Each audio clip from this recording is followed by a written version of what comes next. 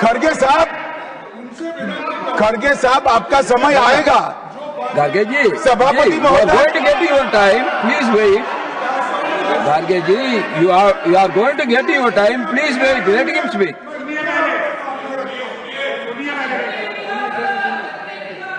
मान्यवर, 50वें पड़ाव पर वंदे मातरम को सीमित कर दिया गया। वहीं से तुष्टीकरण की शुरुआत हुई और वो तुष्टीकरण जाकर देश के विभाजन में मान्यवर, मेरे जैसे कई लोगों का मानना है कांग्रेस पार्टी को पसंद आए ना आए, अगर वंदे मातरम के तुष्टीकरण की नीति के तहत 2 टुकड़े न करते तो देश का बंटवारा नहीं होता, आज देश पूरा होता। मान्यवर, 50 साल के बाद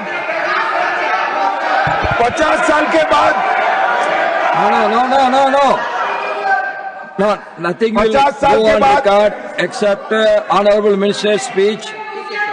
Please. मान्यवर, 50 साल के बाद वंदे मातरम 100 साल का हुआ। सबको था कि 100 साल मनाए जाएंगे, 100 साल मनाए जाएंगे, मगर 100 साल हुआ तब वंदे मातरम का महिमा मंडन का सवाल ही नहीं था, क्योंकि वंदे मातरम बोलने वाले जो सारे लोग थे उनको इंदिरा जी ने जेल में बंद कर दिया। इस देश में आपातकाल लगाया गया। विपक्ष के लाखों लोगों को, लाखों समाज सेवियों को, स्वयंसेवी संगठन के लोगों को जेल में भर दिया गया। कोई कारण के बगैर अखबारों पर ताले लगा दिए गए। यहां तक कि आकाशवाणी में उस वक्त एक ही माध्यम था, आकाशवाणी में किशोर कुमार की आवाज ही नहीं आती थी, ड्यूएट गाने भी लता जी की आवाज में ही आते थे। मान्यवर, पूरे देश को जब वंदे मातरम 100 साल का हुआ, पूरे देश को बंदी बनाकर रख दिया। और कल 150वां साल है। 150वें साल में लोकसभा में चर्चा हुई। साहब, ये कांग्रेस पार्टी की स्थिति देखिए। जिस कांग्रेस पार्टी के अधिवेशनों की शुरुआत गुरुवर टागोर जैसे लोग वंदे मातरम गाकर कराते थे। वंदे मातरम कांग्रेस पार्टी के आजादी के आंदोलन का एक मंत्र बना था।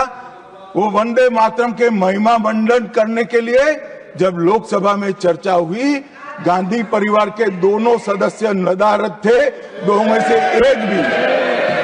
वंदे मातरम का विरोध आज भी जवाहरलाल नेहरू से लेकर आज के कांग्रेस के नेतृत्व तक कांग्रेस के खून के अंदर। क्या आप लोगों ने अपने पार्टी का कार्यक्रम शुरू होता, ये आपने पहले कर दिए थे? करते थे। अरे आप तो हर चीज के खिलाफ करते हो। फिर भी आपको मैं बार बार टोकना नहीं चाहता, लेकिन आपको मालूम होना चाहिए, आपका इतिहास ये है कि आप हमेशा देशभक्ति के गाने को, आजादी को और आजादी के लड़ाई के खिलाफ आप थे। कभी भी आप उसके फेवर में नहीं। सर, महात्मा गांधी ने जब 1921 में असहयोग आंदोलन, नॉन कोऑपरेशन मूवमेंट छेड़ा, तो लाखों कांग्रेसी स्वतंत्रता सेनानी भारत माता की जय, महात्मा गांधी की जय और वंदे मातरम का नारा लगाते हुए जेल जा रहे थे। आप क्या कर रहे थे? ब्रिटिशों के पास नौकरी कर रहे थे। निकाल के देखो। अरे, और आप हमको देशभक्ति सिखाते हो, हमको पैट्रियोटिज्म सिखाते हो।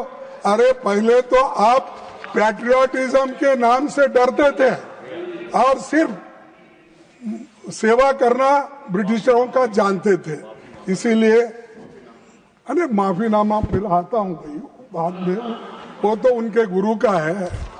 सभापति जी, मैं कहना चाहूंगा कि पीएम मोदी जवाहरलाल नेहरू जी का अपमान करने का कोई मौका नहीं छोड़ते और वैसा ही होम मिनिस्टर नहीं छोड़ते, क्योंकि उनके पीछे पीछे है ना, वो आगे आगे इन्हों पीछे पीछे।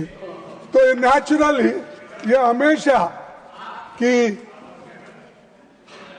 इसीलिए वो हमेशा कांग्रेस का गिला करते हैं और हमारे पार्टी के बारे में, नेताओं के बारे में, यहाँ तक कि हर कांग्रेस के लीडर का अपमान करने का मौका नहीं छोड़ते। लेकिन मैंने प्रधानमंत्री का भाषण सुना और उन्होंने नेहरू जी पर आरोप लगाया और कहा कि 1937 में नेहरू जी के नेतृत्व में कांग्रेस पार्टी ने मूल वंदे मातरम गीत से महत्वपूर्ण पद हटा दिए थे। अभी जिसका जिक्र उन्होंने किया, यहाँ तक भी किया कि मुसलमानों का नाम लेके उनको डर के वो हटा दिए, ये भी कहा उन्होंने। सर, ये बातें आप अब बता रहे हैं, जब आप मुस्लिम लीग के साथ मिलके गवर्नमेंट किए, श्यामा प्रसाद मुखर्जी और मुस्लिम लीग मिलके आपने बंगाल में जो गवर्नमेंट की, कहाँ गया था देशभक्ति? कहाँ गया था आपका देशभक्ति? कहाँ थे आप लोग? क्या देश के लिए कोई? अरे ये लोग, अरे पढ़ो, आपका इतिहास मालूम होता है। सर, प्रधानमंत्री जी ने सुभाष चंद्र बोस को नेहरू जी की चिट्ठी का, सर प्रधानमंत्री जी ने सुभाष चंद्र बोस को नेहरू जी की चिट्ठी का भी जिक्र किया। हमेशा की तरह उन्होंने फिर से सदन को गुमराह किया। प्रधानमंत्री के आरोप तथ्य से परे हैं और लोगों को भ्रमित करने वाली है। सर, सच्चाई ये है 16 अक्टूबर 1937 को नेताजी सुभाष चंद्र बोस ने गुरुदेव रविंद्रनाथ टैगोर को पत्र लिखा और उनसे पूछा कि कांग्रेस को वंदे मातरम के प्रति क्या रुख अपनाना है। ये किसने लिखा? नेताजी सुभाष चंद्र बोस। उनके बारे में भी डाउट है आपको? इसके अगले दिन 17 अक्टूबर को नेताजी ने नेहरू जी को पत्र लिखा और सुझाव दिया कि नेहरू जी को इस विषय पर गुरुदेव से व्यक्तिगत रूप से मिलना चाहिए। ये सुभाष चंद्र बोस के वाक्य है।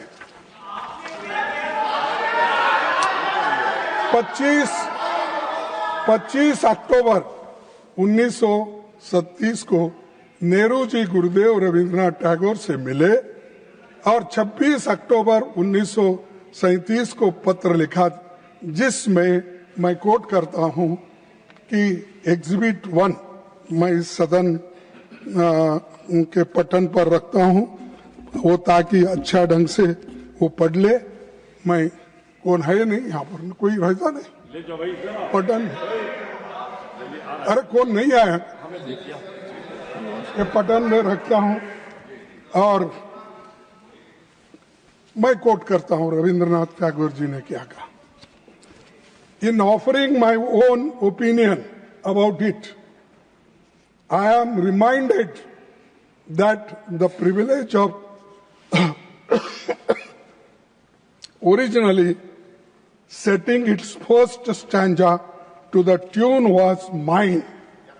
To me, the spirit of tenderness and devotion expressed in its first portion, the emphasis it gave to beautiful and beneficent aspects of our motherland, made a special appeal, so much so that I found no difficulty in disassociating it with the rest of the poem. I found no difficulty in disassociating it with the rest of the poem. The first two stanzas are such that it is impossible for anyone to take objection to. Remember, we are thinking in terms of national song. Remember, Please, आप बैठिए. we are thinking in terms of national song for all India. This is Rabindranath Tagore's words. Are you against it? You want to condemn this? This is Rabindranath Tagore's stanza. He accepted it and that is continued. सभापति जी, सच्चाई ये है कि Congress working committee ने 28 अक्टूबर 1937 को गुरुदेव की इन्हीं शब्दों को सर्वसम्मति से पारित किया. कहां पर? तो ये जो इस प्रस्ताव पर सहमति व्यक्त करने वालों में प्रमुख नेताओं के नाम है, पढ़ता हूं. महात्मा गांधी जी, आपको ऑब्जेक्शन है?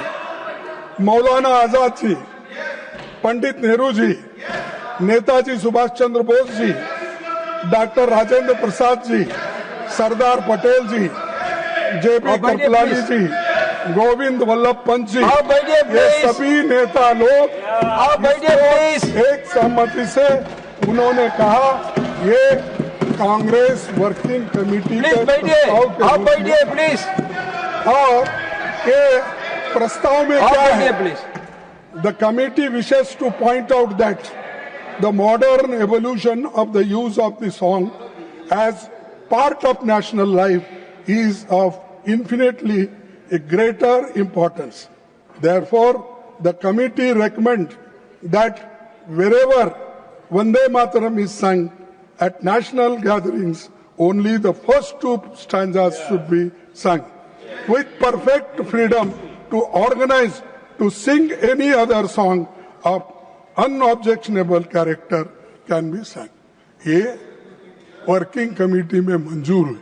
क्या नेहरू जी अकेले थे? क्या गांधी जी नहीं थे? सुभाष चंद्र बोस नहीं थे? कृपलानी नहीं थे? मदन मोहन मालवीय नहीं थे? आजाद जी नहीं थे? इनका अपमान कर रहे हो आप, इन सब का अपमान कर रहे हो. और ये सभी बड़े नेताओं का सम्मिलित निर्णय था. फिर नेहरू जी को अकेले क्यों टारगेट करके प्रधानमंत्री वही बार बार बोलते हैं, यहाँ होम मिनिस्टर बोलते हैं. और इसका एक प्रति भी मैं आपके सामने रखूंगा. नंबर 2 यहाँ है. सर देख, ये दूसरा नंबर है, मैं ये भी पठन पे रखूंगा. प्लीज ये पढ़ लीजिए, क्योंकि आप नहीं पढ़े होंगे कांग्रेस का इतिहास. सिर्फ आप गोलवरकर का, मनुस्मृति का ये किताबें पढ़े हैं, ये भी जरा पढ़ो, इसीलिए मैं आपको दे रहा हूं. सर, इस मुद्दे पर एक नया विवाद खड़ा करके मोदी जी ने न केवल राष्ट्रीय नायकों का बल्कि विशेष रूप से गुरुदेव रविंद्रनाथ टैगोर का भी अपमान किया. यह नेताजी सुभाष चंद्र बोस का भी अपमान है, जिन्होंने वंदे मातरम को स्वतंत्रता संग्राम की धड़कन बना दिया, और उसी पूरी पीढ़ी का भी अपमान किया जिसने जेलों की यातनाएं नहीं सही, लाठियां खाई और इस गीत को अपने हृदय में रखकर देश के लिए प्राण न्यौछावर कर दिए. इसीलिए मोदी जी को, आपको देश से माफी मांगना चाहिए, जिन्होंने देश के आजादी के लिए लड़ा, अपनी जान दिया और सैकड़ों दिन जेल में रहे और हर तरीके की मुसीबत झेले. और भगत आज कुछ किए बिना, आप ना लड़े, कुछ भी नहीं, फुकट में आके बैठे हैं और आज ये बात बोल रहे हैं. और आजादी लाए हम तो इसीलिए ये लोगों को उसका ये मालूम नहीं है वैल्यू. सर, सभापति जी, मैं सदन को याद दिलाना चाहूंगा कि हिंदू महासभा और आरएसएस ने स्वतंत्रता संग्राम में भाग नहीं लिया था। यही नहीं, उन्होंने भारत के संविधान की प्रतियां भी जला दी थी। उन्हें आपत्ति थी कि जो बाबा साहब अम्बेडकर ने संविधान बनाया था वो मनुस्मृति पर आधारित नहीं था, इसीलिए हम उसको मान्यता नहीं देंगे। और यहीं पर उसको जलाया गया दिल्ली में। उन्होंने महात्मा गांधी, पंडित नेहरू और अंबेडकर के पुतले यहीं रामलीला मैदान पे जलाए। ये इतिहास है, आप पढ़िए। और जो संविधान को मानने वाले नहीं हैं और हमसे बार बार कहते हैं कि तुम क्या किए, तुम क्या करो, क्या तुम्हारे घर में नौकरी करना, क्या किए देश के लिए करे। हमारे लोग मरे, जेल में गए। सर, भारत के संविधान लागू होने के 2 दिन पहले, सर ये सुनने की बात है, भारत के संविधान लागू होने के 2 दिन पहले 24 जनवरी 1950 डॉक्टर राजेंद्र प्रसाद जी ने ये कहा था, the composition consisting of words and music known as Jana Gana Mana is the national anthem of India. And the song Vande Mataram, which has played a historic part in the struggle for Indian freedom, shall be honored equally with Jana Gana Mana and shall have equal status with it. ये हमारे भूतपूर्व, हमारे राष्ट्रपति जी का है, इसको भी आप नकारते हैं। अरे जो चीजें इतिहास के पन्नों में आए हैं, तारीख लिखा है, उस तारीख को भी आप मानने वाले नहीं हैं। तो मेरे को समझ में नहीं आ रहा किस चीज को मानते हैं। क्या हिटलर के बुक को मानते हैं, किसके लिए? और हमेशा आपकी आदत हो गई है कि कांग्रेस को गालियां देना और नेहरू जी को टारगेट।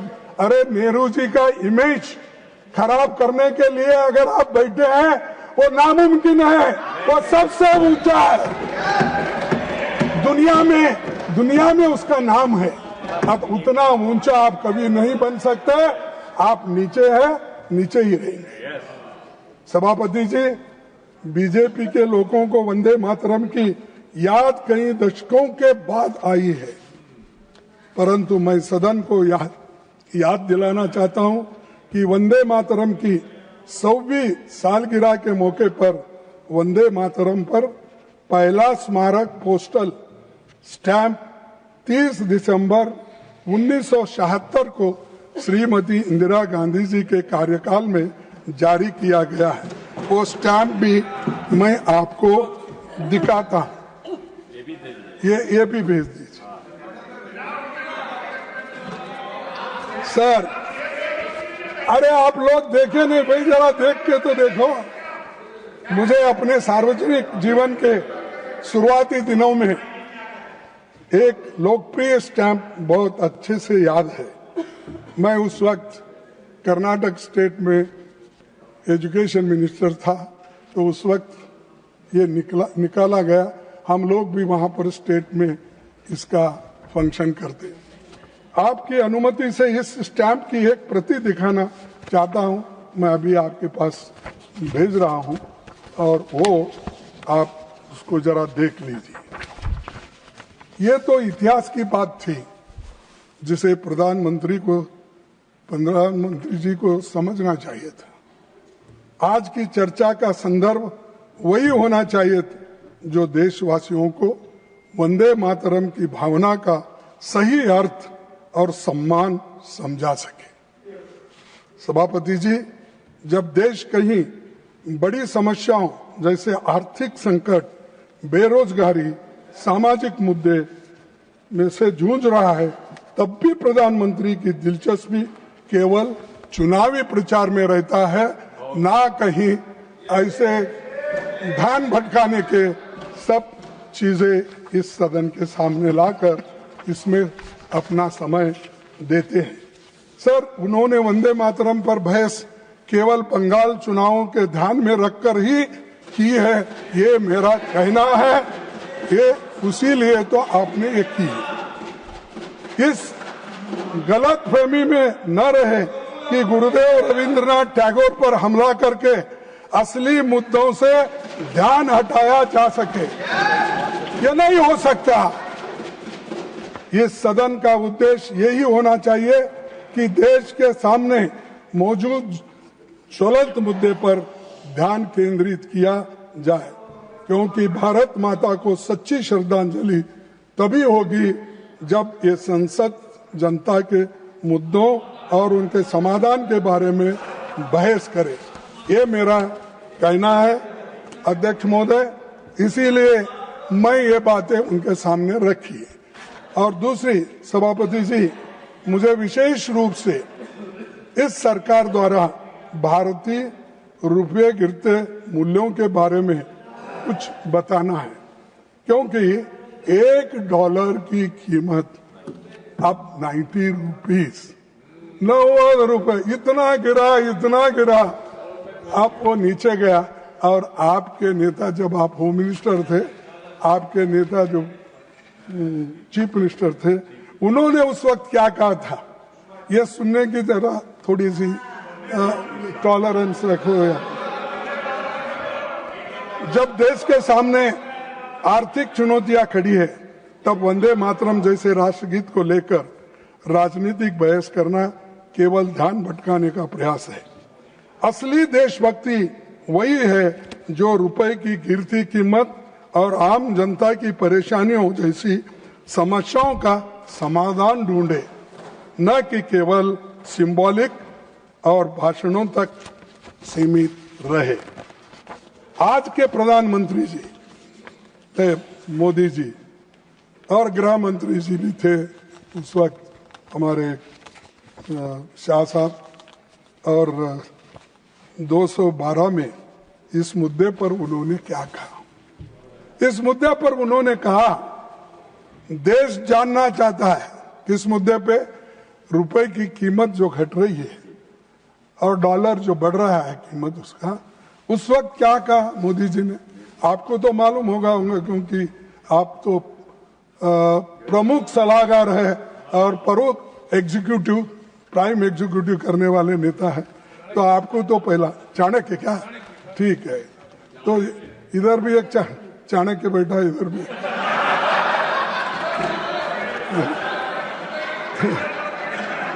तो अरे बैठो।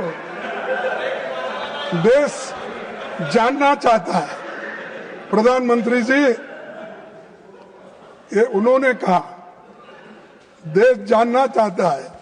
प्रधानमंत्री जी मनमोहन सिंह जी को कहते हैं, ऐसा क्या कारण है कि आज अकेला हिंदुस्तान का रुपया डॉलर के मुकाबले गिरता ही चला गया, और मैंने साफ मांग की है, यह सिर्फ आर्थिक कारणों से नहीं हुआ, ये आपकी भ्रष्ट राजनीति को दिल्ली से चली उसका इसके अंदर बहुत बड़ा रोल है। मैं बहुत गंभीरता से ये आरोप कर रहा हूं। क्या आपके पास भी ऐसा ही हुआ? आप भी भ्रष्ट हैं? आप तो बोलते मैं पाक हूं, स्वच्छ हूं, कहाँ है? ये दर्शाता है आप आज पूरे हिंदुस्तान, पहले जो था उससे बदतर हो गई आपकी गवर्नमेंट, और आज जो उस वक्त 55-60 रुपए था, आज 90 रुपए। अरे गिर गया, इतना गिर गया, वो हिमालय से नीचे गिरने के बाद आदमी के टुकड़े भी नहीं मिलते, वैसा हो गया।